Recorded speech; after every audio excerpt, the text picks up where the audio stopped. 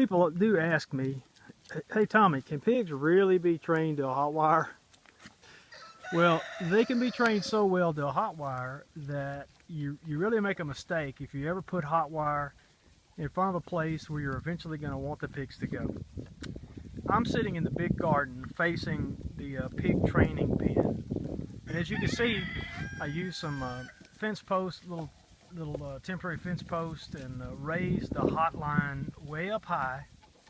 And I don't know if you can tell from the video, but I cut a gap in the 2x4 welded fence wire from the pig pen into this garden area because, let me pan slowly, I don't want to make you sick, pardon the big ball of wire, but the frost got everything, and so we turned the cows and the goats in here and for a few days, and they had what they wanted. So it's time for the pigs to finish it off and do their job and fertilize some more and finish turning up. Well, here's the moral of this story and the point of this video is I cut the hole in that fence a couple of days ago, and the pigs would have nothing to it, nothing to do with it. They would come up to it, but not even act like they wanted to think about crossing. I would pour feed on this side of the fence, no dice. Did that today again when we got home from church, no dice. And the fence line, or the hot wire, is way out of the way, as you can tell. It's way above their back.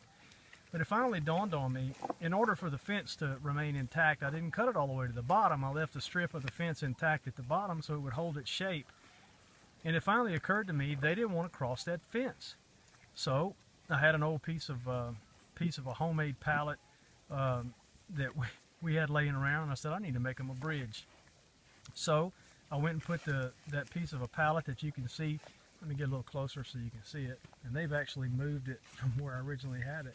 I had it all the way in here, just right up over the edge of the fence, and I put feed on top of the planks. Well, guess what? Lickety split, here they came.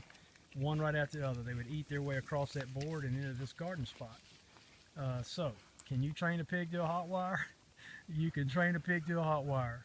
And remember, don't put it somewhere where you eventually want them to cross, because they won't go. Well, I guess they will eventually, but you got to get creative to get them to go. Oh, we got an adventurous one now. He's checking it out, so that's good. They'll be at home in here for a while. The rain's coming. I'll have to come back out here and make sure that they cross back in. And anyway, so there's that.